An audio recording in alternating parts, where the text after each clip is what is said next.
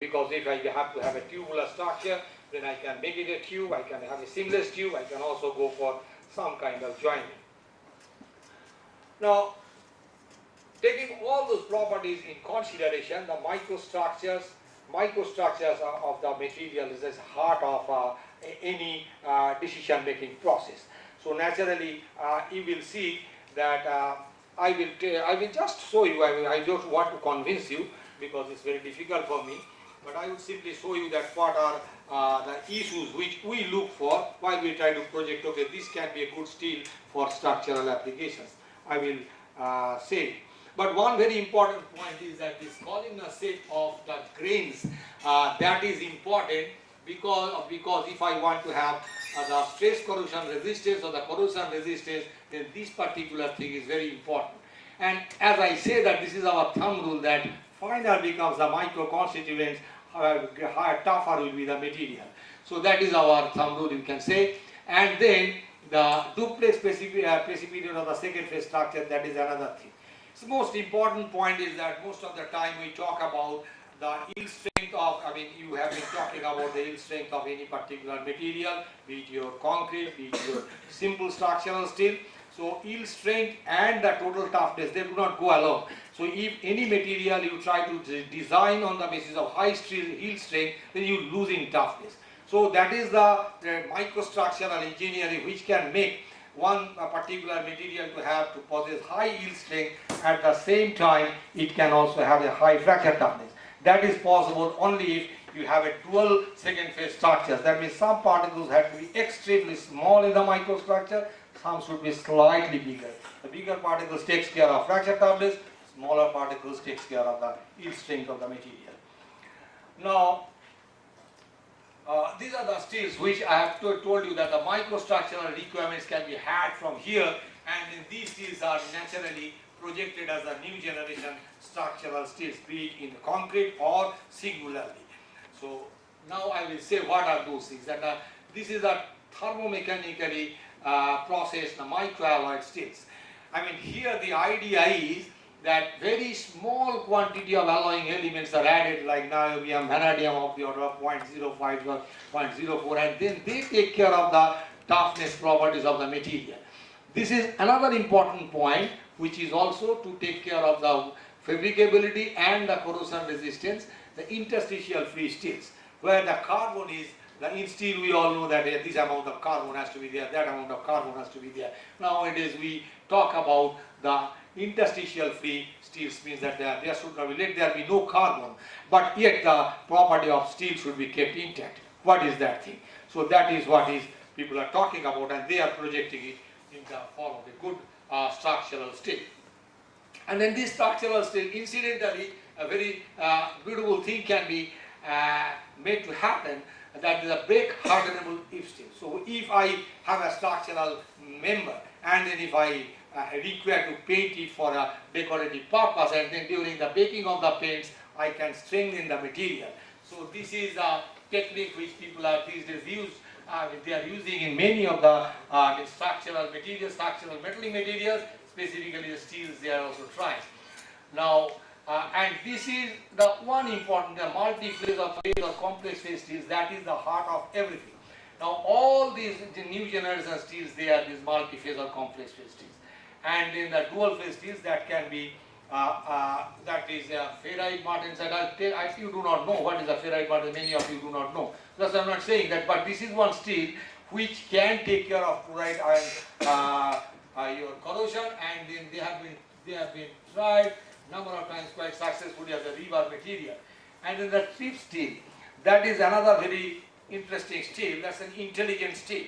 Not as a rebar application, but it as a singularly, if you add or if you use the steels, then this steel is capable of understanding that one particular load is there, the crack is growing, at the crack tip the stress concentration is there. So at a definite threshold value of stress concentration, there will be some hard constituent will be produced at the crack tip, and that will heal the propagation of crack, and by virtue of that the effective toughness of the material increases. So that is how it resists failure.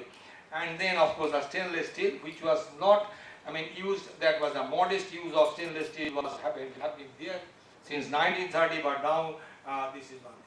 I just tell you that you need not go through all these things, but I simply say that these are the steels where the almost mild steel compositions are there. This is what the people normally used to talk about, the structural steels. I don't say that these are the steels which I want to advocate right at this moment.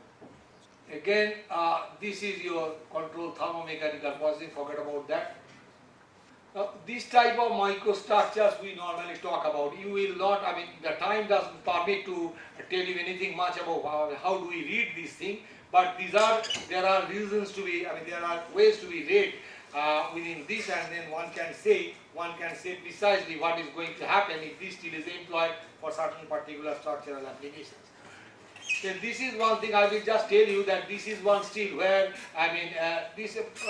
we have worked on this particular steel. We have projected these steels to be the structural steels, and there I will say you that as you cool the steels at different temperature, then you see that the different kinds of microstructures. Again, I will not ask you, but these small particles, these are the issues which can take care of your yield strength as well as your this fracture toughness. And this is the diagram which gives you, for all steels, this gives you the idea of how the steel will behave ultimately. What will be this look of microstructure? From this diagram we can predict while at a particular cooling rate, and we can say what will be the characteristics of that material. So these are the dual phase steels that you find that the finer structures can be there if I change the composition. This is one important thing, that this is the structure of the three-plated dual steels, that where the transformation induced passages at the crack tip. These are the phases. If they are deformed at the crack tip, if this cracks, then ultimately at the crack tip they transform. Now this is I will just take half a minute. So this is what most important point I just want to convey, that the stainless steels were not used, although right since 1930 for some decorative and architectural reasons. The stainless steels have been employed, but today the stainless steel is being projected as a good structural material. For many such important applications, the stainless steels are used. Primary reason is that stainless steel highly corrosion resistance, and then in your river applications you can make use of that. The stainless steels have got the capability of enhancement of strength. It has got a huge ductility, so we can, at the cost of a little bit of percentage elongation, we can really go for a cold working. Even under certain conditions of loading, it will ultimately raise its strength, and by virtue of that we can intelligently employ this particular steel, and that's what people are trying to do. And then these are the areas of applications where the extensive applications are being called for. And then I would say that the stainless steel can be given a thought because of the fact it was not given a thought because of our inefficiency in producing stainless steel at a lower cost. But in today's steel making technology has been advanced so much so that people venture out making use of stainless steel for many important structural applications. Even people can venture out using it for the river material. Thank you very much. Thank you very much, Professor Banerjee. I think this is more like a keynote lecture rather than a research presentation, and I wish we could have more time on that. Yeah. I was told that it is a keynote lecture. I don't know about it because I'm not a good cutout for here. In this particular seminar, I'm not really cut out for. Anyway, thank you for the sharing, and I'd like to invite comments and or questions from the floor. Okay, please. Actually, I want to know the percentage strain corresponding to yield and corresponding to fracture in case of stainless steel. I want to know the strain corresponding to yield and corresponding to fracture for stainless steel. Actually, what happens that that depends upon the yield and ratio. Normally, in an austenitic stainless steel, it is 0.45, 0.5. That's the if you take any austenitic stainless steel. But once you give a little bit of cold working, then it ultimately increases right up to 0.8 or so. So better than any of your structural steels which you are using. No, for normal mild steel and TMT bars or HYSD bars, we have strain corresponding to yield is about 0.2%. 0.2% we normally use to take.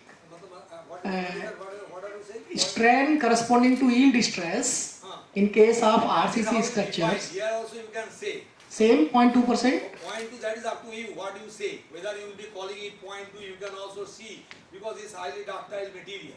So naturally, where exactly you will be calling it as a proof stage, that is totally dependent up to you. But we always say yes, it's around 0.2 we say. Okay. We can Then in case of normal this HYSD or mild steel, we used to take percentage elongation is about 23% to 26% or 22%. So what is the percentage elongation at fracture in this case? In this case, the percentage elongation, actually we don't believe these days, we should not be that the percentage elongation, the way the designers in your case you do, we will try to state it in a different way. But I just tell you in your language, it is 60%, the percentage elongation for the austenitic stainless steel is 60%. But just when you give some cold work, you don't lose much of your percentage elongation. But what you can do is that you can increase the strength so much so that from 0.45 to 0.8 becomes the ratio of, the yield to tensile ratio. That means you can understand that what is the degree of enhancement. Enhancement. It will be cold work. Because they play with the defect, crystal defects. They play with the crystal defects, and which is basically the reason for that enhancement of strength properties. Because we don't really believe that you design on the basis of ultimate strength. The fundamental property of material is the yield strength. Yield strength only. So naturally the design should be based on yield strength. Yield strength only. And the modeling which you have done, you can try with this. Then you can find that something better you can get. So in the market, the stainless steel which is available, the tubular sections or other kinds of sections, are they having the ratio of yield to ultimate 0.8 or it is still 0.45? Because it's not, you don't do anything. Okay. Just when you are making it tubular, by that because of that working, hard rolled only. by that working it goes in. Otherwise how can you use? Okay. So in general, if we have to purchase some tubular sections from the market, then the ratio of yield stress and the ultimate will be 0.45 only. No, that 0.45 is a very innocent ratio which is, you have not worked. But whenever you are working, you are purchasing as a tubular section, right, you should be very sure that it has had that kind of high tensile ratio. Okay. Otherwise, there is something wrong in the material. Okay. And the most important point is that if the stainless steel is not really the one which I had talked about as a structural application, because many of the re-entrant issues like the river bridges, so many of the places you can't go for maintenance, like if high skyscraper, the maintenance will be zero if you can use the stainless steel there. So you have to be very sure that it is a stainless steel per se, without having very small amount of carbon. So that you have to test. Okay. Thank you. Sir, just one question, sir. Yes. Sir, if we are checking with respect to the elements, then in that particular steel, what is the element we should be checking so that it is having least corrosion, sir? Is minimum corrosion? Carbon. Everywhere in steel, if you use steel, carbon is a culprit. That's why the people are talking about this EAF steel. Now, once you lose carbon, then you lose strength. So that is your trick. You lose carbon, but you should not lose strength and ductility. So that is precisely what you should do. Means carbon is required also at the same time. Carbon is required. Carbon is not required now. Now you have to play with the size of the grains, and then you have to play with the crystal defects. All those things you have to play with. As low carbon as possible. Because if stainless steel contains carbon, then it will not be stainless. Okay, thank you very much. Thank you. Okay, I'm very happy to have this kind of very active discussion, but we have more time in lunchtime, so please continue the discussion while the lunchtime. Please, thank you very much.